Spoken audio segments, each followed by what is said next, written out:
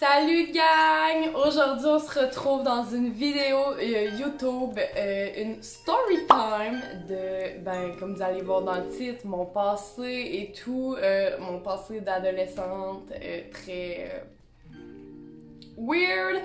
Aujourd'hui mon copain vient juste d'arriver, genre j'étais en train de filmer pis là il me sort, il arrive pis il est comme j'ai un Starbucks pis j'étais comme mon bébé merci. Fait que là il est full bon, genre j'ai fait il a fait un mix, la personne, genre de la limonade, du thé, des fraises, de la purée de fraises, en tout cas. Aujourd'hui, comme vous avez pu le voir dans le titre, aujourd'hui, je vais vous raconter une partie de ma vie qui a été très stressante pour moi. Quand j'avais 15 ans, 15-16 ans, je suis comme plus sûre vraiment. Si vous vous attendiez à ce que j'étais irréprochable, que j'étais la petite fille sage quand j'avais 15-16 ans, et ben détrompez-vous honnêtement, puis peut-être qu'il y en a qui vont le prendre mal, puis qui vont comme être comme bon, elle-même genre je l'aime pas, mais sachez que ce passé-là c'est derrière moi depuis au moins 5 ans, honnêtement ça fait au moins 5 ans que je suis 4-5 ans que je suis plus pantoute la même personne, j'ai extrêmement changé, mais j'ai eu une passe que en fait je voulais être quelqu'un que, quand j'ai grandi je me suis rendu compte qu'en fait je voulais pas être cette personne-là. Surtout pas, donc en fait j'essayais vraiment d'être une personne autre, mais bon. L'important de l'histoire c'est que tout a fini bien et aujourd'hui je suis ici à l'université, j'ai fait mon bac en maths, tout va bien, je suis avec mon amoureux et honnêtement vraiment tout va bien dans ma vie présentement. Je tenais à faire cette vidéo là pour vous mettre en garde de sur les drogues ou sur plein de trucs en fait qui est relié à ça. Je veux vous mettre en garde pour être sûre de sauver le plus de monde possible de ce monde-là et tout. Donc, on va commencer tout de suite, c'est pas compliqué, hein?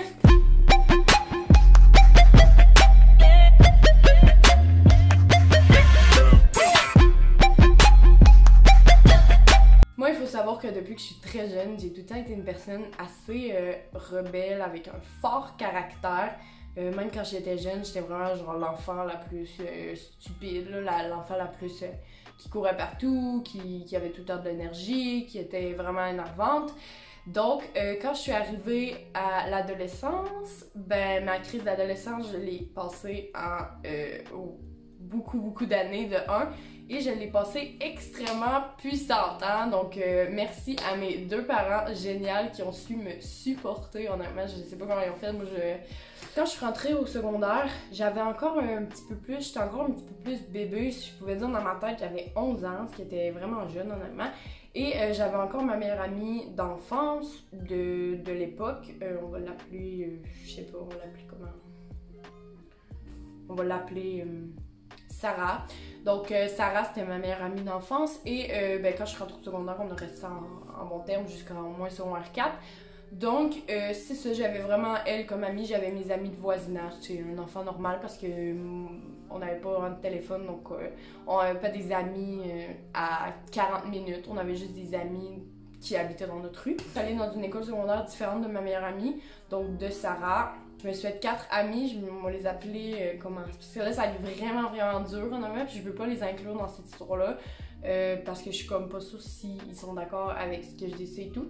Donc je pense que je vais juste pas les nommer non parce que la plus importante c'est vraiment Sarah. Donc je me suis fait 4 autres amis, peu importe leur nom. Je me suis fait des amis et ensemble on avait tout un peu le même caractère, la même personnalité et ça fait qu'en secondaire 2, 3, quand on a eu 13-14 ans, on a eu un peu les mêmes hormones, on a eu la même crise d'adolescence et honnêtement vraiment les 4 on était pareils sur ça, on était 4 enfants vraiment qui voulaient être rebelles, qui voulaient... En fait, on pensait qu'on était cool, c'est pas compliqué. Donc sérieusement, on a commencé à vouloir boire de l'alcool, à aller dans des soirées que...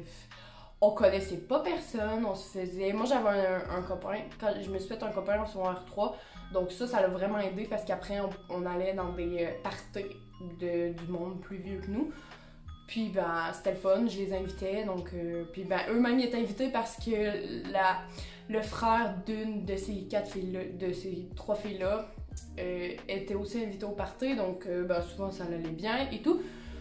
Bref, on va passer cette belle étape-là, mais on a commencé à sortir de plus en plus et comme je dis, on voulait essayer plein de trucs. Donc, un moment donné est venu le jour où on a décidé de faire de la drogue. Je pense qu'on va tous passer là un jour à se dire est-ce qu'il faudrait que j'en fasse, est-ce qu'il faudrait pas que j'en fasse, est-ce que j'en fais, peut-être que vous en regardez, vous en avez déjà fait et que c'était vraiment pas votre truc, peut-être que vous en faites pour amuser et tout, mais on a vraiment commencé par une mini chose qui était le pot évidemment, donc la marijuana. On a décidé de commencer à faire ça et comme je vous dis, on était juste vraiment 4 filles qui voulaient expérimenter, qui voulaient un peu socialiser, qui voulaient être dans le mood. Tu sais, on voyait les filles, d'autres filles à le faire à notre école, donc on se disait genre on va être comme elles, donc genre on essayait de le faire et tout. Sauf que ce qui s'est passé un jour, en fait il faudrait que je vous compte plus, mais vraiment beaucoup de fois qu'on a fumé du pot, on prenait des pilules qui étaient pas très légales. Moi j'ai eu la chance d'avoir mon copain qui m'a interdit assez vite de faire une sorte de pilule que je vais pas dire le nom parce que je veux même pas que vous y pensez, qui m'a interdit d'en faire après quelques fois. Donc, ce qui était absolument pas logique parce que lui aussi, il faisait plein de niaiseries. Donc, mais en tout cas, lui, il se disait qu'il voulait absolument pas que moi j'en fasse. Donc, j'ai eu la chance de ça. Donc, mes amis, eux, ils ont continué à en faire, mais moi, j'en faisais plus. Parce qu'évidemment, ben, quand ton copain dit non, ben, t'as pas vraiment le choix d'arrêter. J'étais pas vraiment accrochée là-dedans. Là. Je veux pas que vous pensiez que j'étais une personne qui faisait juste ça de sa vie. J'arrivais pas gelée à l'école. Ça arrivait quelques fois le midi.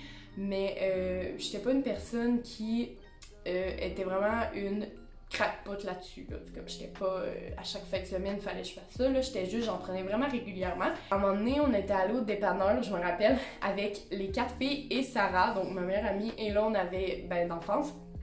Et on s'était toutes acheté genre des instruments pour faire ça. Parce que quand j'avais 15-16 ans, c'était vraiment pas réglementé. Là. Comme, je sais que j'ai l'air vieille quand je dis ça, mais vraiment pas. Je pense que ça fait pas longtemps que ça a changé, mais ils nous vendaient vraiment n'importe quoi, là, comme des affaires pour fumer, ok, gang? Je sais pas si vous m'avez compris, mais ils nous vendaient ça dans n'importe quel dépanneur. En fait, on avait nos contacts, on allait dans un dépanneur, on demandait ça, ils nous sortaient, et même si on avait 14 ans, ils nous demandaient pas notre âge, ils nous demandaient rien, en fait. La personne s'en foutait vraiment. Donc, il est arrivé un jour où que Sarah dans le fond, Sarah, j'y avais donné un sac à dos qui était à moi pour qu'elle mette tous ses trucs dedans, comme son pote et ses instruments, ok?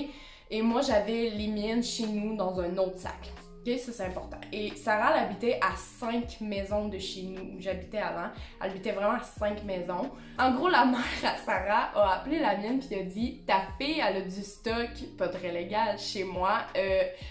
Il faudrait que tu en parles à ta fille parce que honnêtement, je voulais t'avertir vu que c'est à elle, sinon je l'aurais pas fait, mais là, vu que c'est à elle, j'aimerais ça qu'elle vienne le chercher, je veux pas que ma fille elle fasse ça. Puis moi, quand j'ai su ça, j'ai genre fait « Oh fuck ». Puis j'y ai pas pensé, mais j'ai texté mes amis direct, j'ai dit « Je suis dans marde, ma mère va découvrir tout ce qui se passe autour de ça, ma mère va découvrir que je fume, ma mère va découvrir que j'ai ça dans notre chambre, en plus... il fallait vraiment pas qu'il y ait ça dans la maison. Je veux pas vous expliquer pourquoi, mais il fallait vraiment pas qu'il y ait ça dans notre maison. Et là,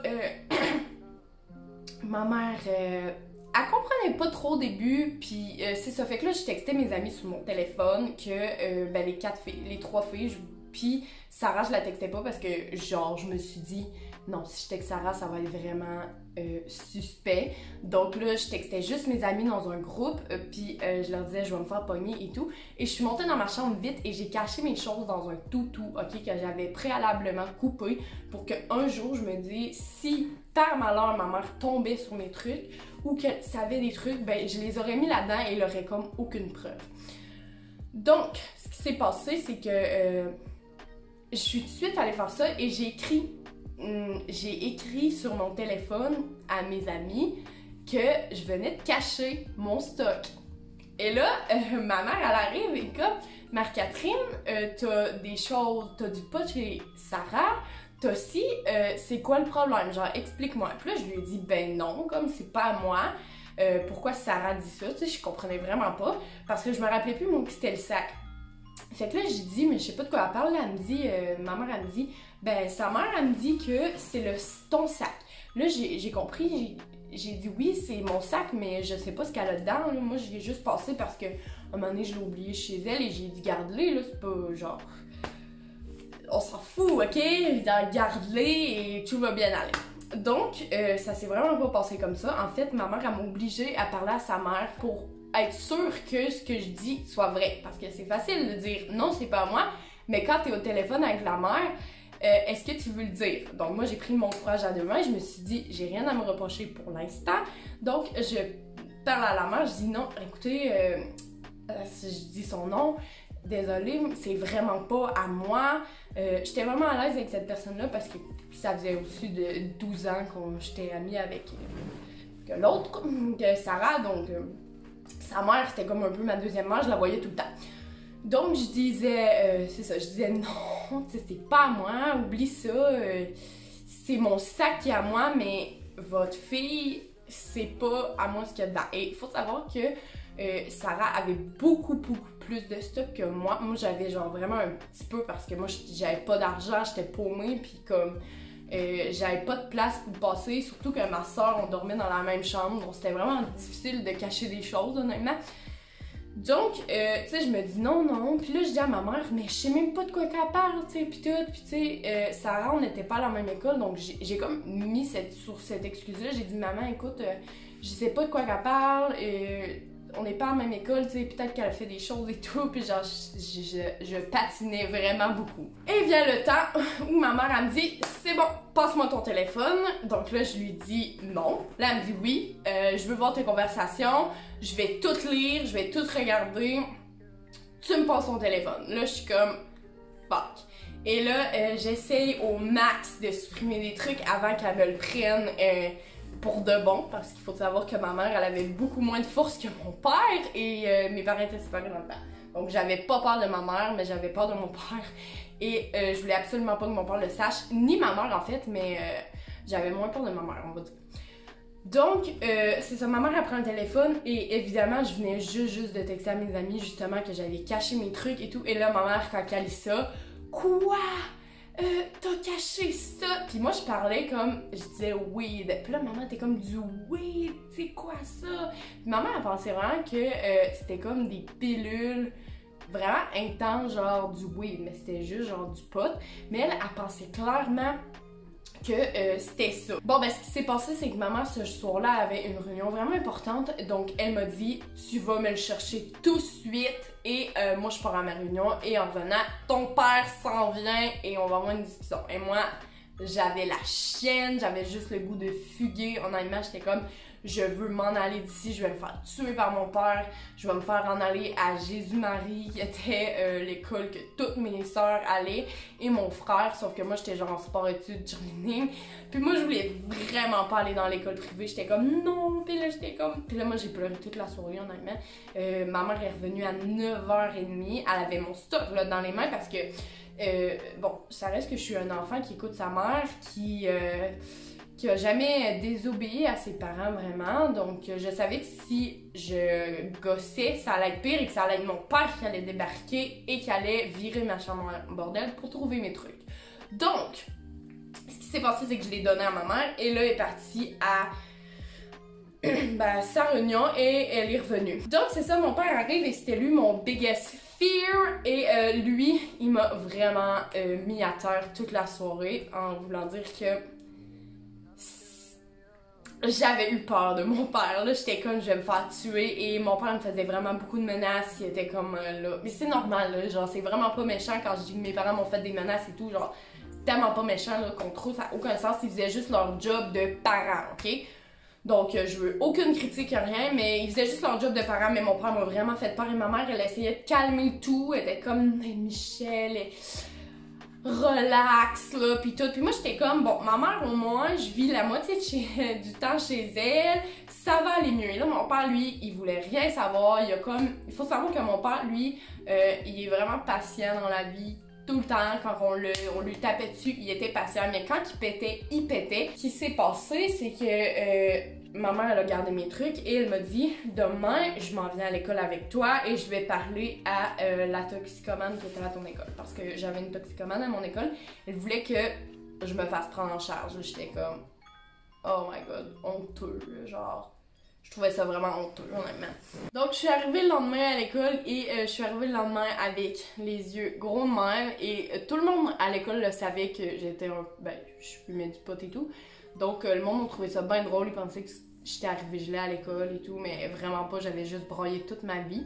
Et ma mère me suit et elle décide d'apporter le sac avec les ingrédients mystérieux dedans et mes instruments. Ma mère était pas consciente à l'époque que c'était illégal d'avoir ça en sa possession. Elle savait vraiment pas, honnêtement. Elle était inconsciente, elle pensait qu'elle allait voir une toxicomane. Elle leur faisait confiance. Et au début, vous allez voir que c'est vraiment pas ça que j'ai compris, mais quand j'ai grandi, j'ai compris plusieurs choses, dont ça que je vais vous expliquer plus tard. Mais elle pensait être en terrain safe et tout, puis elle voulait comme apporter la preuve que son enfant allait pas bien et qu'elle voulait aider son enfant. Donc elle est allée voir la toxicomane et lui a parlé, je sais pas quand elle est partie parce que moi j'étais en cours évidemment, puis j'ai comme expliqué ça à tout le monde, mais en même temps j'avais vraiment honte, donc je voulais pas trop en parler, surtout que j'avais peur vraiment honnêtement, surtout comme je vous dis de mon père puis de ma mère un peu, mais en tout cas, j'arrive le dernier cours avant l'heure du midi et je me fais appeler au Télévox. Donc, dans ma classe, je me fais appeler et j'y vais. Mais ce qui arrive, c'est que quand j'arrive au secrétariat, on me dit d'aller attendre là et je vois une policière arriver. Et là, je me dis, ma vie est finie, qu'est-ce que ma mère elle a fait? Et en ce moment-là, j'étais vraiment fâchée après ma mère parce que je me suis dit, elle a-tu vraiment osé faire ça à son enfant? Je comprenais vraiment pas beaucoup de choses, là, donc honnêtement c'était pas la faute à ma mère, mais moi le premier sentiment que j'ai eu c'est ma mère m'a trahi et en plus c'était mon père qui me menaçait la veille de faire ça et ma mère était comme non tu feras pas ça et le lendemain je me fais appeler à la police. Donc c'était l'heure du midi, c'était pas l'heure du midi mais c'était presque l'heure du midi, tout le monde était en cours et moi je me fais interroger. La première chose qu'on me dit c'est t'as le droit de garder le silence, voulez-vous votre avocat? Moi j'avais 15 ans, Moi j'avais 15 ans, je comprenais absolument rien de ce qu'on me disait, je comprenais pas ce que je faisais là. Moi j'avais pas vraiment, tu sais, je me sentais pas comme une criminelle, tu sais, mais tout. Et donc là c'est ça, donc la police elle arrive et je vous jure que je chiais dans mes shorts, j'avais tellement peur de ce qui allait m'arriver.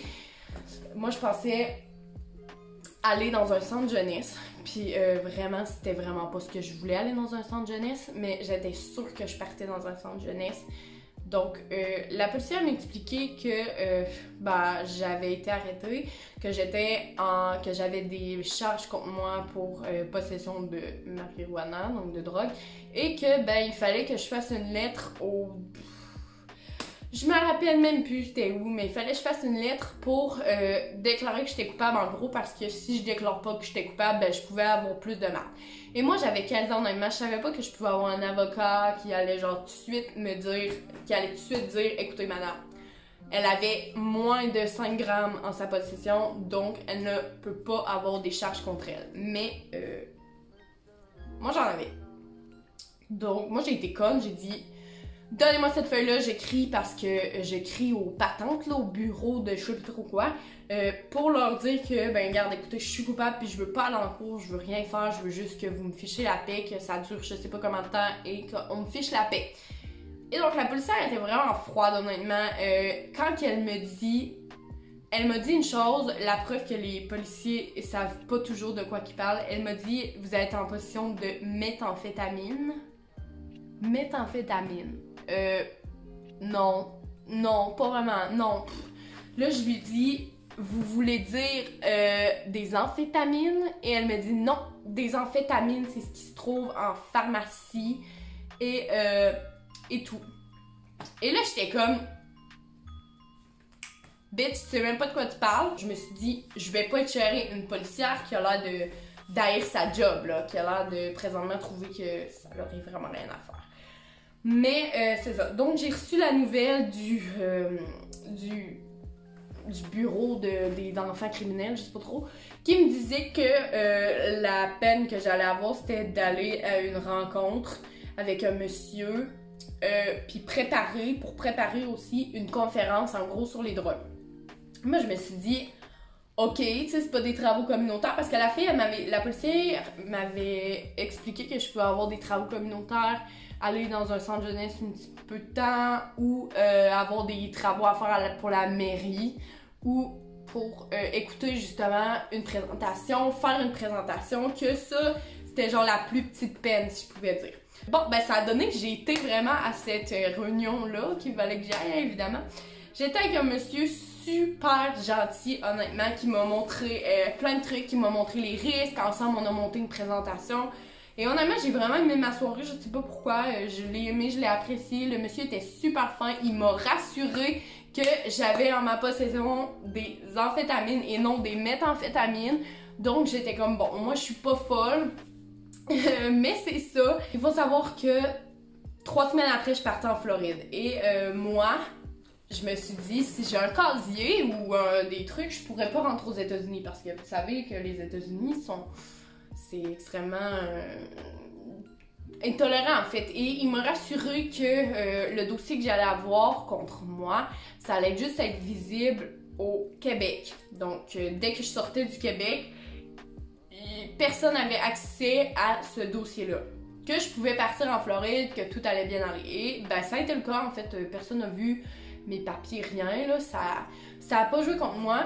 Ce que j'ai eu après ça, c'est que j'ai eu 2 ans de probation.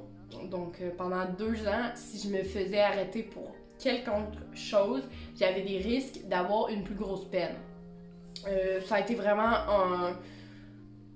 un dossier qui m'a jamais suivi, là, comme j'ai jamais eu une marde avec ça. Puis bon, quand ça l'a fini, j'avais 17 ans, parce que oui, c'est ça, j'avais 15 ans. Quand ça l'a fini, j'avais 17 ans, puis honnêtement, ça faisait déjà 1 an et demi que je touchais plus à rien, parce qu'il faut savoir que ça a été quand même une très bonne expérience de ma vie, parce que c'est ce qui m'a fait arrêter tout, parce que j'ai tellement eu peur que je me suis dit, moi, je veux pas revivre ça. En plus, j'étais super bonne à l'école, et mon rêve, c'était d'être psychiatre, et je me suis dit, je pourrais pas être psychiatre si j'ai un dossier criminel en arrière de moi. Donc, écoutez, c'est fini, je touche plus à ça. Et c'est d'ailleurs là que tout a commencé à déraper niveau mentalité dans ma tête, parce que j'essayais vraiment de me chercher après ça. Comme j'ai cru que j'étais cette personne-là, donc je faisais tout pour me fighter, faire ci, faire des niaiseries en fait. Et quand que je me suis décidée à arrêter, je me suis dit bon, ça c'est pas moi. J'ai vraiment eu de la misère à me trouver après. Aujourd'hui, enfin, tout va bien, là. Ça peut arriver à tout le monde, honnêtement. Si vous êtes comme moi, vos parents peuvent un jour décider, peuvent un jour trouver vos trucs. Et vous avez beau vous dire que vos parents, jamais pourraient aller porter ça, mais c'est pas tous les parents qui sont conscients. Dites-vous qu'on n'est pas nés dans toute la même génération. Il y a des générations qui sont moins... ils savent moins un peu c'est quoi vraiment les conséquences de tout ça. Ma mère savait pas les conséquences, puis je lui en veux absolument pas aujourd'hui. Même que je les remercie vraiment beaucoup, parce que sans ça, sinon je sais pas c'est où que je serais aujourd'hui. Je voulais pas tout vous raconter l'histoire de ce que j'ai pu faire, ce que j'ai fait, parce que je pense pas que c'est pertinent à l'histoire. Je voulais juste vraiment vous raconter cette petite anecdote-là pour que vous preniez ça dans votre tête et que vous dites ça peut m'arriver. C'est dangereux, puis je peux avoir des charges contre ça.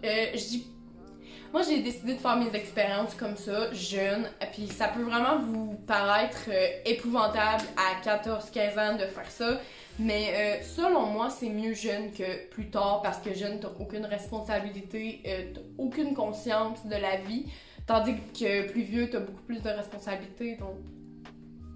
En tout cas, ça fait environ 2 ans que j'ai arrêté de boire de l'alcool, comme vraiment, là, tu sais, même il y a des parties que je bois pas d'alcool. Puis ça fait vraiment longtemps que j'ai pas pris de drogue, rien. Je suis super correcte, je suis à fond dans mes études. Comme vous savez, je ne travaille pas parce que j'ai pris le choix de vraiment pousser dans mes études, parce que je suis une fille qui adore l'école, qui pourrait être à l'école toute sa vie. Si elle serait payée pour aller à l'école, elle irait tout le temps, du lundi au dimanche.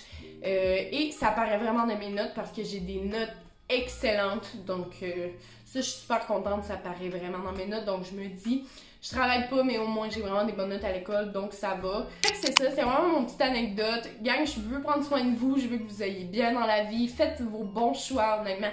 Je sais que le secondaire et l'adolescence, c'est extrêmement dur. C'est la passe la plus dure que tu vas avoir à subir de ta vie. Et honnêtement, les adultes, des fois, ils ont tendance à oublier ça. Mais moi, je suis vraiment quelqu'un qui sait que c'est pas facile. Donc, je vous soutiens à fond, honnêtement. Puis je sais que c'est dur pour vous, donc c'est ça. Prenez soin de vous, mes amours, je vous aime vraiment fort. En tout cas, j'espère vraiment que vous avez aimé cette story time. J'espère que vous avez trouvé ça drôle. Aujourd'hui, j'en ris, là, mais j'en riais pas, là, au début. Je pleurais vraiment toutes les larmes de mon corps. Non, je suis pas irréprochable, en tout cas. Donc c'est ça, j'espère que vous allez passer une belle journée, mes amours. Sinon, une bonne soirée, une bonne nuit, peu importe quand vous l'écoutez. Et nous, on va se dire à la prochaine. Bye, mes amours, je vous aime fort.